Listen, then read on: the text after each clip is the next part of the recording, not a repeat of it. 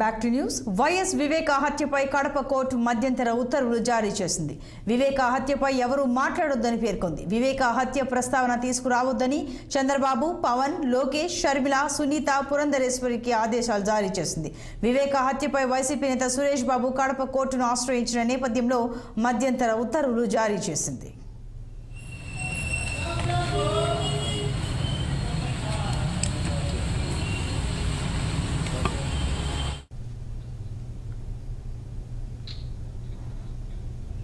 ఇక మరింత సమాచారం మా ప్రతినిధి కోటేశ్వరరావు అందిస్తారు. కోటేశ్వరరావు, ఎవరిని కూడా వివేక హత్యకు సంబంధించి అసలు ఊసే తీయొద్దు అంటూ మధ్యంతర ఉత్తర్వులు జారీ చేసింది కోర్టు. వివరాలేంటి? సంతోషి, ఇటీవల కాలంలో వివేకానంద హత్య కేసు అయితే పెద్ద ఎత్తున హాట్ టాపిక్ గా మారిందని కూడా చెప్పుకోవచ్చు.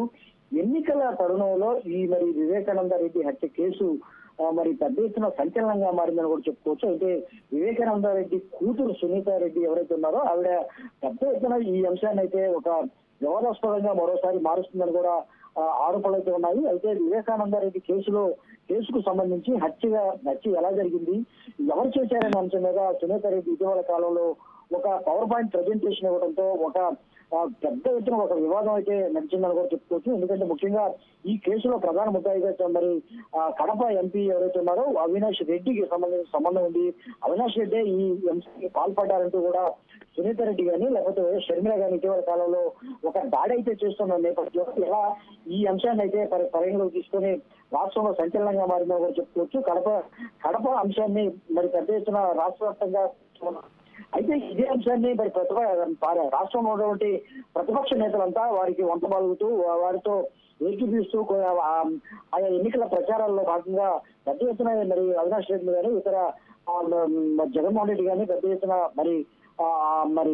అక్కడ ప్రస్తావిస్తూ ఉన్నారు. ఈ కేసు అయితే పెద్ద ఎత్తున హాట్ టాపిక్ గా చేస్తూ ఉన్న పరిస్థితుల్లో ముఖ్యంగా చూసుకుంటే ఈ ఎన్నికల తరుణంలో ప్రతి ఎన్నికల ప్రచారంలో కూడా విపక్ష నేతలు ముఖ్యంగా చంద్రబాబు నాయుడు, పవన్ కళ్యాణ్, పురంధేశ్వరి, లోకేష్, పవన్ కళ్యాణ్ ఈ నేతలు అయితే పెద్ద ఎత్తున ప్రస్తావిస్తూ ఉన్నారు. ఎవరు హూ కిల్డ్ బాబాయ్ అంటూ కూడా చంద్రబాబు పెద్ద ఎత్తున ఎన్నికల ప్రచారంలో ప్రస్తావిస్తున్న పరిస్థితి. అయితే ఇప్పుడు గతంలో ఒక 5 years క్రితం జరిగినటువంటి ఘటనకు సంబంధించినటువంటి అంశం ఇప్పుడే ప్రస్తావనకు రావడం, అంతేకాకుండా ఏదైతే ఉందో రాష్ట్రంలో ఉన్నటువంటి జగన్మోహన్ రెడ్డికి ఈసారి ఖచ్చితంగా ఓటు వేయకూడదు, ఎవరు బాబాయిని చంపింది ఎవరు అంటూ కూడా విపక్ష నేతలు ప్రచారం చేస్తున్న నేపథ్యంలో అయితే ఈ అంశానికి సంబంధించినటువంటి హత్య కేసుకు సంబంధించినటువంటి అంశం మీద కానీ లేకపోతే విపక్ష నేతలు ప్రస్తావిస్తున్న వివేకానంద హత్య కేసుకు సంబంధించిన ప్రస్తావన అంశం మీద కానీ సురేష్ బాబు అనే వైసీపీ నేత కోర్టును ఆశ్రయించారు. కోర్టును ఆశ్రయించడం ఈ రోజు ఒక కీలకమైన తీర్పు అయితే కడప కోర్టు ఇచ్చిందని కూడా చెప్పుకోవచ్చు. ఒక సంచలన నిర్ణయం అయితే తీసుకుందని కూడా చెప్పుకోవచ్చు. ఇక నుంచి వివేకానంద రెడ్డి హత్యకు సంబంధించిన ఎవరు మాట్లాడకూడదని కూడా కడప కోర్టు ఒక స్పష్టంగా నిర్ణయం తీసుకుంది.